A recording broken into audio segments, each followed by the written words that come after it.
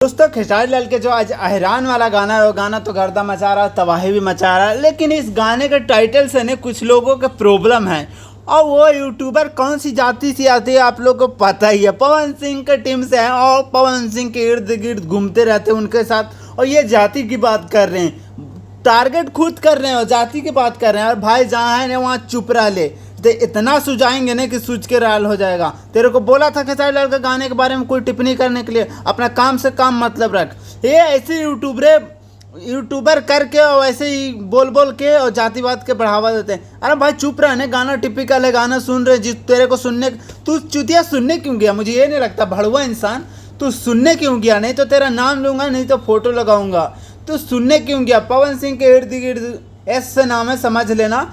और ये पवन सिंह के इर्द गिर्द घूमते रहता है और जाति की बात कर रहा है। ज़्यादा है तो दम ने जाति को छोड़ के जरा बाहर निकल के बता, सबके इंटरव्यू ले। पवन सिंह के पीछे चाटने वाला आदमी ज़्यादा मत बोल, समझ में आ रहा है ना?